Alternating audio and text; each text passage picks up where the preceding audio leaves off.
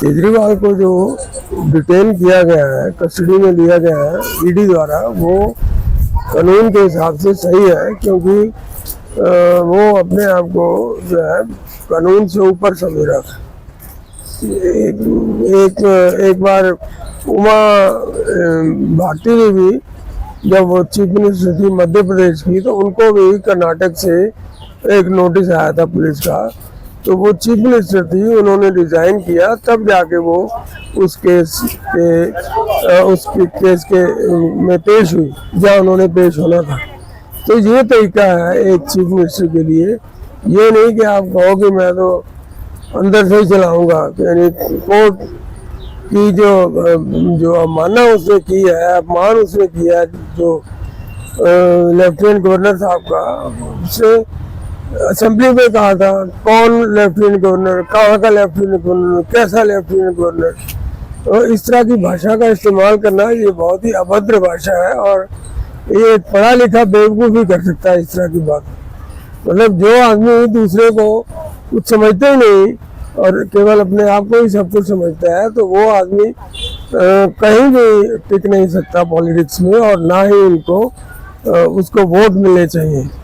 ये जो कहते हैं कि Kejriwal is an idea, Kejriwal is a failed idea, is a dead idea, is a dangerous idea, is anti national idea, anti Hindu idea और terrorist idea. उसका कारण ये है कि ये जो कम्युनिस्ट हैं, ये बहुत खतरनाक बातें करते हैं अपनी मीटिंगों में। अपनी मीटिंगों में ये कहते हैं कि ये जो that a woman has democratic right to have free sex, ये उनकी भाषा है। ये उनके एक प्रोफेसर ने कहा था जो जेएनयू में था, और मैं भी था उस मीटिंग में, क्योंकि वो मीडिया ग्रुप की मीटिंग थी। और जो जेएनयू में सुबह सुबह कंडोम पकड़े जाते थे, उठाए थे किसी ने, सैकड़ों की तादाद में वो कंडोम यूज करते थे, क्योंकि ये विश्वास करते हैं कि जो इस तरह के काम करने से जो है ना दिमाग तेज होता है, यानी कि सेक्स करने से दिमाग तेज होता है। तो ये सारे कम्युनिस्ट नेता जो है ना वहाँ अपना दिमाग तेज करने जाते थे, वही इस्तेमाल करते थे। इसको उन्होंने एक अड्डा बना दिया था गुंडागर्दी का जेएनयू को। तो ये बहुत अच्छा हुआ कि उसको पकड़ा गया है, और जेएनयू को भी अब सफाई उसकी भी होनी चाहिए, क्योंकि जेएनयू में जो लोग आते हैं वो बहुत ही इर्रेस्पॉन्सिबल, गैर जिम्मेदार, और वो अनएम्प्लॉयबल है। पढ़ने के बाद वो they are not fit to be employed. मेरे कई कोलीग थे जो कि जेएनयू से थे, और शराब लेके जो है ना जिन लेके खड़े रहते थे। जिन जो है वो पानी लगती है गिलास में, और वो पीते रहते थे कैंपस में, और कोई उनको रोकता नहीं था, कोई टोकता नहीं था। उनके टेररिस्ट के साथ भी संबंध थे। मैंने सीबीआई को लिख के दिया था कई साल पहले। तो फिर मैंने इंटेलिजेंस ब्यूरो के डिप्टी चीफ से भी बात की थी। उन्होंने कहा था कि जो लोग ऊपर के हैं वो बिके हुए हैं। तो ऊपर के बिके हुए लोग जो थे वो थे जो जब मनमोहन सिंह जी की सरकार थी, मैंने बीएल शर्मा प्रेम जी को कहा कि जी ऐसी हालात है, ये लोग बहुत ही एंटी नेशनल काम करते हैं, इनको कोई पकड़ने वाला कोई नहीं है। तो उन्होंने अपने नंबर से, अपने फ़ोन से मुझे मेरी बात करवाई इंटेलिजेंस ब्यूरो के डिप्टी चीफ से। उनको मैंने सब कुछ बता दिया। उन्होंने कहा जी कि ऊपर के लोग बिके हुए हैं, लेकिन फिर भी आप उनका नाम और पता वगैरह दे दीजिए। तो मैंने नाम पता दे दिया। वो आदमी ऐसा, मतलब मेरा कुलीग था, लेकिन ऐसा खतरनाक था। वो मुझे ले गया एक बार चाइनीज एम्बेसी, मेरे साथ ही वो आता जाता था स्कूटर पे, और मुझे पता नहीं था कि ये ऐसा है।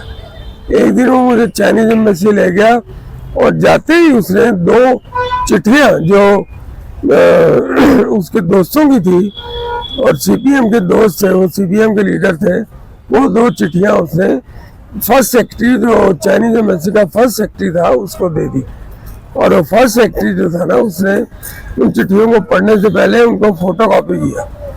तो जब वो फोटोकॉपी करने जा रहा था, तो मुझे उसने कहा, मेरे कुलीग ने देखा ये इसको कहते हैं एफिशिएंसी। मैंने कहा जी उससे ज़्यादा तो मुझे आपकी जो एफिशिएंसी है वो नजर आ रही है कि मतलब आपके दोस्तों ने आपको चिट्ठियां लिखी, अपना ओपिनियन जाहिर किया और आपने वो एक चाइनीज एम्बेसी में वो दे दी। वो फर्स्ट सेक्रेटरी था जिसने हमें रिसीव किया था और फर्स्ट सेक्रेटरी को उसने दे दी। तो मैंने फिर उससे रिश्ता एकदम तोड़ दिया क्योंकि वो बहुत खतरनाक आदमी, मतलब चाइनीज एजेंट लग रहा था मुझे। तो ये भी सारे ऐसे ही हैं। मैं इनको कईयों को जानता हूँ पर्सनली, मतलब इनके बारे में ज़्यादा बोले तो बोला तो बहुत जा सकता है, लेकिन लिमिट्स में बोले तो ज़्यादा अच्छा है। और कुछ एक के साथ एक फ्री है ना जो है, ये इनकी चाल है। चाल ये थी कि ये चाहते हैं कि जो लोग हैं वो शारीरिक रूप से कमज़ोर हो जाए, और ना केवल कमज़ोर हो जाए बल्कि उनका टाइम भी वेस्ट हो, पैसे भी वेस्ट हो। जब आदमी शराब पीता है तो ना केवल उसके पैसे वेस्ट होते हैं, उसकी सेहत भी खराब होती है, उसका समय भी नष्ट होता है, और जो है ना दूसरों को भी वो बुरी आदतें डालता है। इसलिए ये हमला था, एक के साथ एक फ्री जो है ना, ये समाज के ऊपर हमला था। ये हमारी अपनी जो सहायक है जो हमारे घर में काम करती है, उसका अपना बेटा एक के साथ एक फ्री ले आया और पीता रहा, और उसको पैर में चुभ गए, वो कान चुभ गई, वो लेटा रहा उसी नशे में, मेट्रो स्टेशन के नीचे लेटा रहा, और आखिरकार उसको अपना पैर कटवाना पड़ा। ये पिछले महीने की बात है। जवान उसकी एक लड़की है, और मतलब इस तरह से इतने उनको ये हमला करते हैं, anti national, anti Hindu also. वो नहीं चाहते कि हिंदू या हिंदुस्तान तरक्की करे।